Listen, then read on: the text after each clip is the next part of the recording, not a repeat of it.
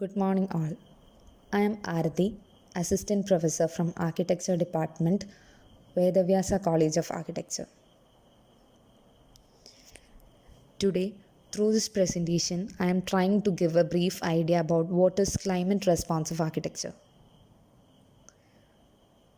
So, we all know that nature is facing the impact of human actions. The consequences of such actions have given rise to many problems that affect the world of design, either directly or indirectly. Climate change is one such issue. Now, it's not a foreign concept to us, it's one of the greatest challenges faced by human society today. Architects themselves have begun focusing on creating structures that have a lesser impact on environment. Climate responsive architecture is one such design practice that functions in adherence to the climate of the location it is in. Its application in design reflects the weather conditions of the location of the structure it is built in and reduces its dependence on artificial energy. So, the goal of climate responsive architecture is to create a very comfortable interior space while reducing the building's reliance on artificial energy. And such building design utilizes the data on regions, weather patterns, and also depends on many factors like seasonality, intensity of sun, wind, rainfall, and humidity. So, as I have said, climate change is one of the greatest challenges faced by human society in the 21st century. To tackle this climate change, carbon dioxide emissions should be reduced by changing the way buildings are designed, constructed, managed, and used. Just as flora and fauna adapt to their surroundings and create sustaining ecosystems, architects should design buildings that respond to the climate and are living rather than consuming. The climate responsive architecture aims to design the building according to specific characteristics of that particular site to minimize extreme energy use and have a reduced impact on natural environment. Several elements play a role in limiting a building's energy use based on its site specific conditions. For example, the building envelope is an important mediator between indoor and outdoor condition. Envelopes in different climate zones require different assemblies to minimize unwanted energy loss. In United States, local building codes aim to reduce new buildings' energy use, designating which construction materials and envelope assemblies may be used. Buildings contribute close to half of the energy use in United States. Since energy is a number one contributor to global warming, an obvious way to mitigate climate change is to design low or no energy use buildings. In climate responsive design, the building becomes a mediator in its own energy housekeeping, forming a link between the harvest of climate resources and low energy provision of comfort. Comfort is not a strict situation, but it's very subjective.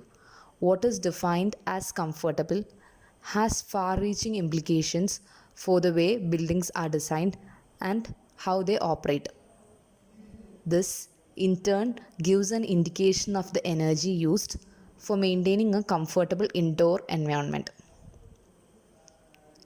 Diversity is appreciated and comfort is improved when users have the ability to exert influence on their environment. Earlier, the provision of comfort has led to adoption of mechanical climate control systems that operate in many cases indifferent from building space and mass and its own environment. Climate responsive design restores the context of local climate and environment as a design parameter. Many spatial, functional, and comfort related boundary conditions that have an effect on the energy design concept have been distinguished. So, In order to build energy efficient buildings with reduced reliance on artificial energy, climate responsive architecture functions in lockstep with the local climate, which includes the temperature, historical weather patterns, etc., the direction of the sun, then the site specific environmental conditions such as the wind direction, rainfall, humidity, etc. And also, we'll have to consider the natural shade provided by the surrounding area and topography to design pleasant buildings which ensure psychological comfort to the users. To design such buildings with a sustainable perspective or to create buildings that respond directly to their unique place rather than architecture sketches, the process begins with climate related data. The building should be adaptive to changing environmental conditions to meet its functional requirements and to provide comfort. So, some steps to achieve climate responsive design involves site analysis. To understand a specific site, it's important to do a site analysis. The layout of the building is designed through integrative design process. It's important to achieve the most optimal location for the building. Determine the weather patterns, climate, soil types, wind speed, direction, then the sun path. Look at the water flows, habitat, and geology of the site. Document each with a qualified team of professionals to understand the ramifications of the building in that specific place. It's an approach which considers the best environmental sustainability practices. Some other steps to achieve climate responsive design involves sun direction. So always plan with the sun in mind. Plan to place the structure based on cardinal directions. The goal is to maximize the amount of sun that heats the space in winter, which results in using less energy to mechanically heat the indoors, as well as decreasing the amount of sun that cooks the building in summer, which results in using less energy to mechanically cool the indoors. Minimize the building footprint. To minimize the building footprint, architects should design the buildings to be multifunctional. Building will have fewer excavation costs and more wall areas that can benefit from the sun's warming effects along with an increase in natural daylighting. Window considerations. Buildings with facades facing the south should use a window area appropriate to their orientation, and glazing should use a double or triple panel low E coated glasses. In the hottest months, it minimizes the amount of heat transmitted into the space while keeping heat inside during the cooler winter months. Relax the occupants' comfort standards. Most of the buildings these days are designed to keep the occupants fairly comfortable. However, with climate responsive design, reducing the amount of energy used to cool and heat the building can result in using natural systems, meaning sun and wind. With this, if building occupants are open to adding or removing layers during the seasons, a lot of energy can be saved. Design for natural ventilation. A building can be cooled by designing for stack ventilation. So, cooler air can be drawn through the lower openings of the building, while hot air is carried away through the openings in the top of the space. The rate at which air moves is a function of the vertical distance between the inlets and the outlets, their size, and the difference in temperature over the height of the room. Conduct modeling and analysis. There are many tools like energy modeling, lighting models, daylighting studies, computational fluid dynamics that designers should use to understand how the design best integrates with the local climate and microclimate features specific to the site. Again, having the right team members with modeling expertise is a trick to keep the cost down while exploring the best options for the design. Then perform multiple trials.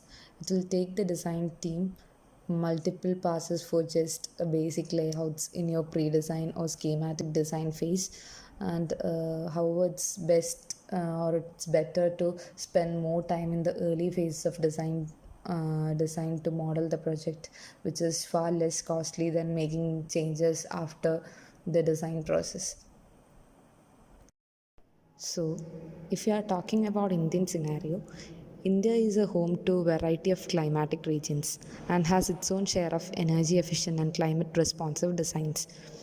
The climate of India can be segregated into 6 climatic zones: hot and dry, warm and humid, moderate, cold and sunny, cold and cloudy, and composite. Based on the climatic zones, architecture and design elements have gone through various modifications to create comfortable spaces. Silent Valley Resort is a very good example for climate responsive design, which comes under warm humid climatic zone. It's an eco-friendly holiday home located in the heart of the majestic Western Ghats of Chikmagalur district.